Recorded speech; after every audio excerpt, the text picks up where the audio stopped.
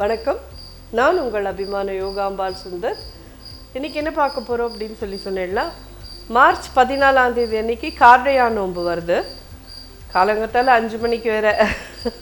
So அந்த நோன்புக்கு வேணுங்கிற அந்த வெள்ளடை உப்படை எப்படி பண்ணணும்னு சொல்லிட்டு நம்ம இன்றைக்கி பார்க்கலாம்.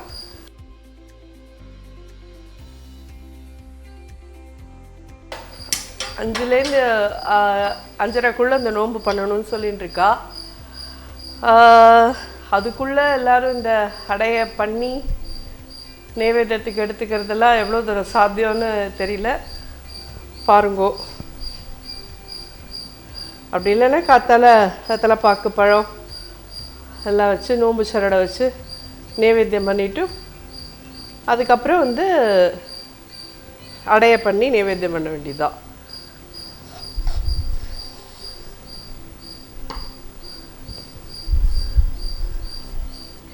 இது இந்த கப்பால் 2 கப் மாவு போட்டிருக்கேன். இது பதப்படுத்தின மாவான்னு கேட்டேன்னா இல்லை, கடையிலேருந்து நான் வாங்கியிருக்கிற மாவு தான். அப்படி இல்லைன்னா நீங்கள் வெறும் அரிசி கூட மிஷினில் கொடுத்து நல்ல மாவாக பவுடராக அரைச்சி எடுத்துன்னு வந்துட்டு கூட பண்ணலாம்.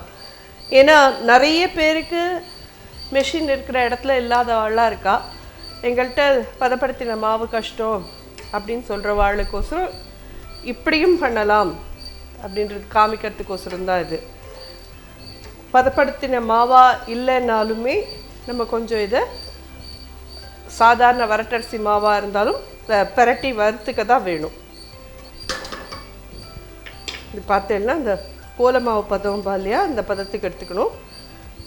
நல்லா சூடாகிடுது மாவு.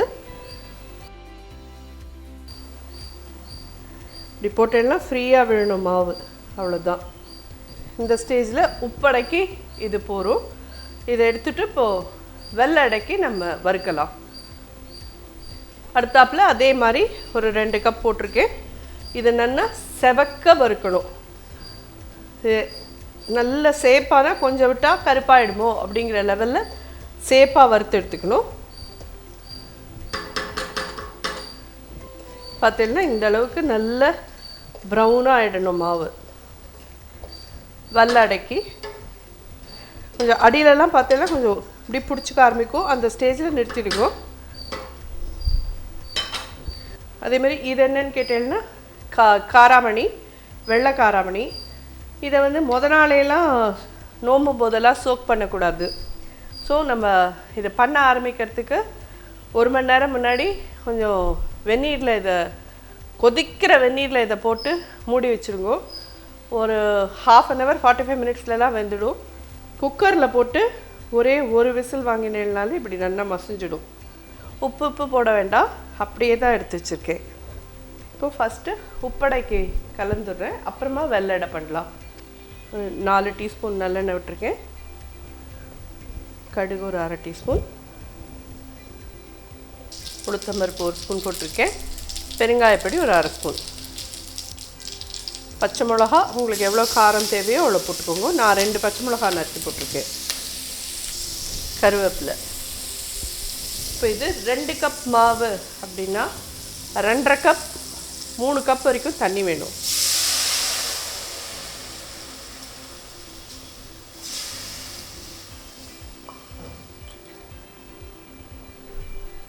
மூணு கப்பே விட்டுடுறேன். அடைக்கு தேவையான உப்பு, தேங்காவை இந்த மாதிரி பல்லாக கட் பண்ணி வச்சுக்கோங்க. இதெல்லாம் உங்களோட சௌகரியம், உங்களுக்கு எவ்வளோ வேணுமோ அவ்வளோ போட்டுக்கோங்க. காராமணி அது மாதிரி இன்னும் 1 கப் கூட விட்டுடுறேன். ஏன்னா வரட்டரிசிங்கிறச்சே ஈஸியாக நிறையா தண்ணி இழுக்கும்.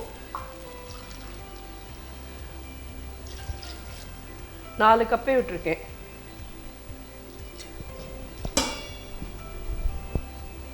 இது ஒரு கொதி வரட்டும். அதுக்கப்புறம் மாவை போட்டு கலக்கலாம். இதை கொதிக்கிறது மாவை போட்டு கிளறிடலாம்.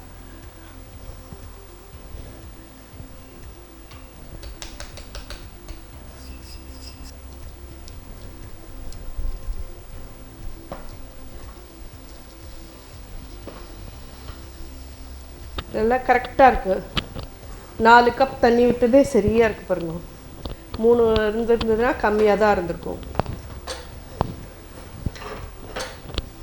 இது ரெடி ஆகிடுது. இது கொஞ்சம் ஆறட்டும். நம்ம அதுக்குள்ளே வெள்ளடையும் பண்ணிவிட்டு அதுக்கப்புறம் அடை தட்டி வேட்டில் வச்சு எடுக்கணும். இதை இப்போ சுற்றிக்கு ஆற விடலாம். நம்ம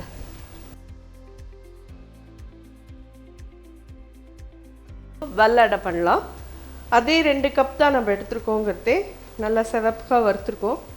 1 கப்புக்கு 3/4 கப் கிட்ட இருந்தாலே போகிறோம். என்ன கேட்டேன்னா நான் அதுக்கு மேலே இருந்தால் பிசுக்கு பிசுக்குன்னு இருக்கும்.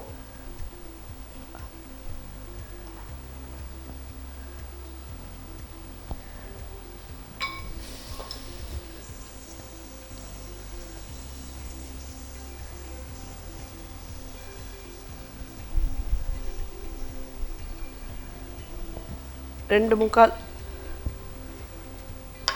உங்களுக்கு சந்தேகத்துக்கு வேணா ஒரு சின்ன கட்டி எக்ஸ்ட்ரா. இதில் இப்போ 1 2 3. ஏன்னா வெல்லம் கரைஞ்சதுன்னா அதில் வேற கொஞ்சம் தண்ணி இருக்கும். அதனால நான் 3.5 கப் கிட்ட தண்ணி விடுறேன். இதோடு சேர்ந்து கரைஞ்சதுக்கு அப்புறமா இது பாகாலாம் ஆகணும்னு அவசியம் இல்லை. அப்படியே இது கரைஞ்சதும் வடிகட்டிட்டு அப்படியே பண்ணிடலாம். நம்ம சாவித்ரி நோம்பு பற்றி எல்லாரும் கேள்விப்பட்டிருக்கேன்னு நினைக்கிறேன். சாவித்ரி வந்து ஒரு பெரிய ராஜாவோட பொண்ணு. ஆனால் காட்டில் வந்து ஒரு தடவை தோழிகளோடலாம் நடந்து வந்துட்டுருக்கிறதே சத்தியவானை பார்த்துட்டு, சத்தியவான் காட்டில் வாழற ஒரு இவர் தான் பார்த்துட்டு அவரை கல்யாணம் பண்ணிக்கணும்னு ஆசைப்படுறா. ஆனால் நாரதர் வந்து சொல்கிறார், அவன் இன்னிலேருந்து 12 மாதத்துக்குள்ளே செத்து போயிடுவான், நீ அவனை ஏன் கல்யாணம் பண்ணிக்கணும்னு ஆசைப்படுற அப்படின்னு சொல்லி கேட்பார். இல்லை எனக்கு சத்தியவானை தான் கல்யாணம் பண்ணிக்கணும் அப்படின்ற ஒரு இதில் அவள் அப்பாட்டையும் எனக்கு இவரை கல்யாணம் பண்ணி வச்சா பண்ணுங்க, இல்லைன்னா எனக்கு கல்யாணமே வேண்டாம் அப்படிங்கிறா. என் பொண்ணோட ஆசை தான் எனக்கு, அதனால நான் சத்தியவானுக்கு கல்யாணம் பண்ணி தரேன்னு சொல்லிட்டு கல்யாணம் பண்ணி கொடுத்துட்றார். அவளும் காட்டில் சத்தியவானோட வந்து வாழறதுக்கு வரா. பட் அவளுக்கு தெரியும் 12 மாதத்துக்குள்ளே தன்னோட ஹஸ்பண்ட் செத்து போயிட போகிறான்னு சொல்லிட்டு. பட் அவர்கிட்ட சொல்லவே மாட்டா. தினம் மனசுக்குள்ளே மட்டும் பகவான்கிட்ட வேண்டிகிட்டே இருப்போம், இவருக்கு எதுவும் ஆயிடக்கூடாதுன்னு சொல்லிட்டு. அந்த நாளும் வரைச்சே அவர் விறகு வெட்டுறதுக்கு காட்டுக்கு போகிறச்சே சாவித்ரி வந்து சத்தியவானோட கூட காட்டுக்கு போவோம். அப்போது அவள் சத்தியவானோட அம்மா அப்பா கூட கேட்பா, நீ ராஜா வீட்டு குழந்தை, எதுக்கு காட்டுக்கெல்லாம் போகிற, அங்கே தேவையில்லாத மிருகம்லாம் வரும், கல் முள்ளெல்லாம் இருக்கும், நீ கஷ்டப்படுவ, போகாத அப்படிங்கிற. இல்லை இன்றைக்கி நான் அவரோட போயே ஆகணும் அப்படின்ட்டு வருவோம். வந்த இடத்துல சொன்ன மாதிரி கரெக்டாக கொஞ்ச நாளைக்கெல்லாம் சத்தியவான் வந்து சாவித்ரி மடியிலேயே அப்படியே உயிரை விட்டுடுவார். அப்போது அவருடைய ஆன்மாவை எடுத்துன்னு போகிறதுக்கோசரம் யமதர்மன் வருவார். யமதூதாள்லாம் வருவா. ஃபஸ்ட்டு அவள்லாம் சாவித்ரி இருக்கிற இடத்தையே நெருங்க முடியாது. அப்படி ஒரு அவளுடைய பக்தி அண்ட் அவளுடைய பிரார்த்தனையோட இதனால அவள் கிட்ட கூட போக முடியாதனால யமனே வருவார். யமன் வந்து நான் இது என்னுடைய விதி கணக்கு, இதை நான் பிடிச்சி நான் ஐஷன்ட்டு தான் போகணும், நீ உன்னுடைய கணவரை விட்டு நகரு, நான் அவரை ஐஷன் போகணும் அப்படின்பா. சரி நீங்கள் உங்களோட இது பண்ணுங்கோ அப்படின்னு சொல்லிவிட்டு அவருடைய தலையை கீழே வச்சுட்டு சாவித்ரி எழுந்து யமதர்மனுக்கு வந்து நமஸ்காரம் பண்ணுவோம். அந்த நாளில் யார் என்ன நமஸ்காரம் பண்ணினாலும் உடனே வாயார மனசார வாயை விட்டு வாழ்த்தணும் அவளை. அப்படிங்கிறது ஒரு சுமங்கலி பொண்ணு நமஸ்காரம் பண்ணானா தீர்க்க சுமங்கலியாக இரு அப்படின்னு சொல்கிறது தான் அந்த நாள் பெரியவாளோட இது. யமதர்மனும் அது மாதிரி தீர்க்க சுமங்கலியாக இருமா அப்படின்னு விடுவார். எனக்கு எங்கேருந்து நீங்கள் இப்போ என்னோடய வீட்டுக்காரே ஐஷன் போகிறச்சு, எனக்கு எங்கேருந்து தீர்க்க சுமங்கல்யம், நீங்கள் சொன்னது பொய்யா போகிறதா அப்படின்னு கேட்பார். இல்லை இது என்னுடைய தர்மத்தோட இது, நான் அவனை ஐஷன்ட்டு தான் போகணும் அப்படின்னு சொல்லிவிட்டு அவர் எடுத்துன்னு போவார். அப்போ பின்னாடியே தொடர்ந்து போயிட்டே இருப்போம். யமலோகப்பட்டினம் வரைக்கும் போயிட்டு அவள் கேட்போம், வந்து இவ்வளோ தூரம் நான் வந்திருக்கேன், எனக்கோசரம் நீங்கள் அவரை திருப்பி தரக்கூடாதா அப்படின்னு சொல்லிட்டு. சரி நான் உனக்கோசரம் அதான வரம் தரேன், அவனை திருப்பி கேட்காத அப்படிம்பார். அப்போ அவ கேட்போ, எங்கள் மாமனாரோட வம்சம் வந்து அழியாத இருக்கணும், திருப்பி அவரோட வம்சம் தழைக்கணும், அதுக்கு எனக்கு எங்கள் ஆத்துக்கார் வேணும், திருப்பித்தா அப்படின்பார். அதில் வந்து நிஜமாலுமே யமனாலே ஒன்றும் பதில் சொல்ல முடியாது. உன்னுடைய இந்த பதிவிரதா பக்தியை பார்த்துட்டு நான் உன்னோட ஹஸ்பண்டை திருப்பி தரேன் அப்படின்னு சொல்லிட்டு சத்தியவானை திருப்பி தருவார் சாவித்திரிக்கு. இந்த சாவித்ரி நோன்பு அன்னைக்கு இந்த சாவித்திரியோட கதையை படிக்கிறதோ இல்லை கேட்குறதோ ரொம்ப விசேஷம். அட் த சேம் டைம் இந்த நோன்பை பண்ணி ஆற்றுல யார் பெரியவா இருக்காளோ அவள் கையால் நோன்பு சரடு கட்டிண்டு எல்லாருக்கும் நமஸ்காரம் பண்ணுறது தான் பெரிய விஷயம். புரிஞ்சிருக்கும்னு நினைக்கிறேன். இப்போ இது வெல்லம் கரைஞ்சிருக்கும். எங்கள் வீட்டில் எங்களை தவிர யாரும் பெரியவா இல்லை அப்படின்னு சொல்லி நீங்கள் சொன்னீங்கன்னா நீங்களே எடுத்து முதல்ல சுவாமிக்கு கட்டுங்கோ, அப்புறம் நீங்கள் கயிறை கட்டிக்கோங்கோ. அந்த இப்போல்லாம் வாட்ஸ்அப்லலாம் அந்த நோன்புக்கு உண்டான மந்திரங்கள், அந்த சரடு கட்டிக்கிறதே சொல்ல வேண்டிய மந்திரம் எல்லாமே வருது. எல்லாரும் அதை பார்த்துருப்பேன்னு நினைக்கிறேன் நான். அதில் மெயினாக சம்ஸ்கிருதம் சொல்ல தெரியலன்னா தமிழில் இருக்கிற அந்த இதையான சொல்லுங்கோ. உருகாத வெண்ணையும் ஓரடியும் நான் தருவேன், ஒரு காலம் என் கணவரை பிரியாதிருக்கணும் அப்படின்ற அந்த தமிழ் மந்திரத்தையாவது நம்ம சொல்லலாம். இப்போ வடிகட்டுறேன். எவ்வளோ குப்பை இருக்கு பாருங்க. ஏலக்காய் பொடி போடுவோம்.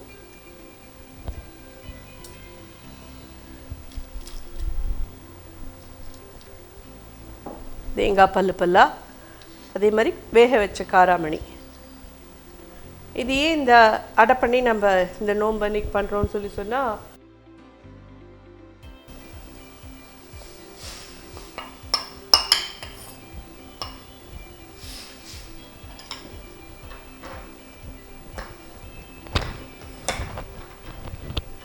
ஜம்முன்னு 2 மாவுமே ரெடி ஆகிடுது.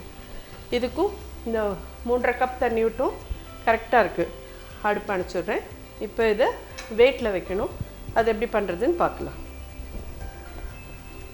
முன்னாடி இந்த மாதிரி ஒரு இட்லி பானையில் இலை போட்டு இது பண்ணிக்கோங்க. அடியில் தண்ணி விட்டு வச்சுருக்கேன்.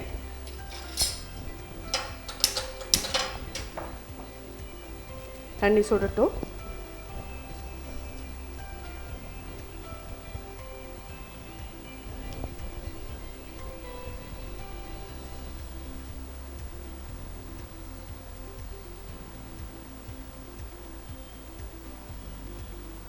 இந்த மாதிரி பண்ணணும்.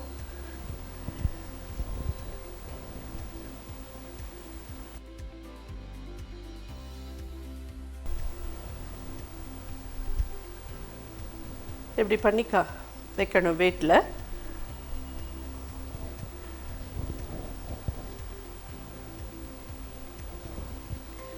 ஒரு 6 வச்சுருக்கோம். இது வந்து குறைஞ்சபட்சம் ஒரு 7 நிமிஷம் வெயிட்டில் இருக்கட்டும். நன்னா 7லேருந்து 10 நிமிஷம் வரைக்கும் விடுங்க நீங்கள்.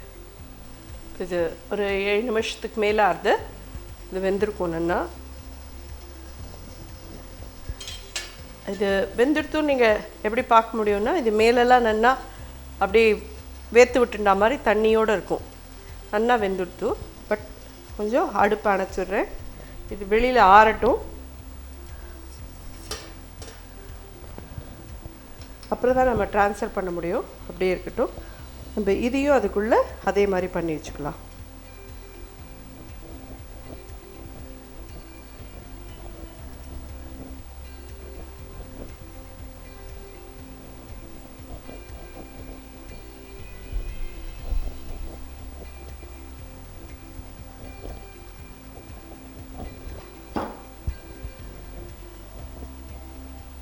கொதிக்க கொதிக்க அதை எடுத்து ட்ரான்ஸ்ஃபர் பண்ணேன்னா உடஞ்சி போயிடும்.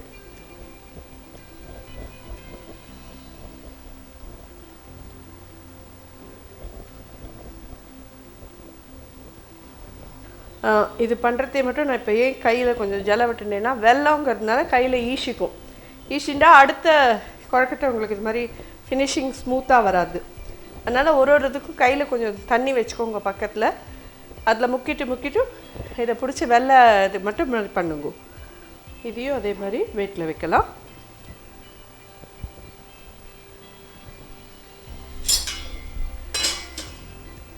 இது ஒரு 7 minutes ஆட்டும். இந்த நோம்பு சரடு எல்லாத்தையும் இப்படி வச்சுக்கணும்.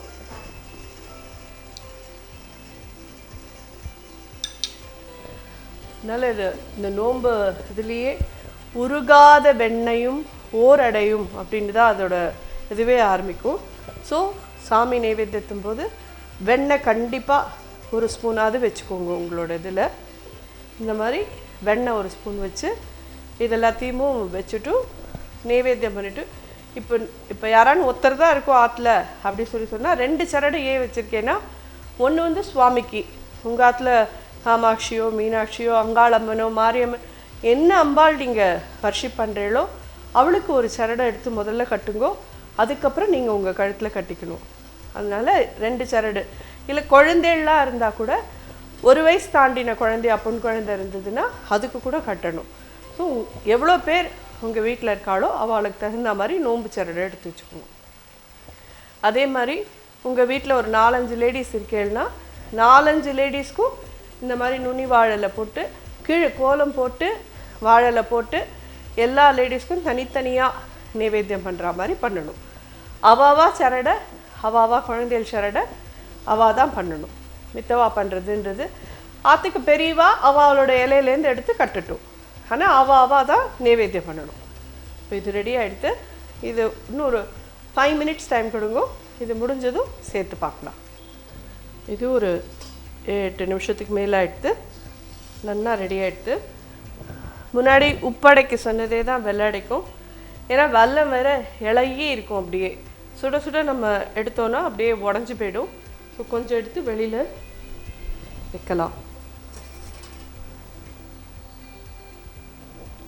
இதுதான் அந்த நோம்படையோட இது.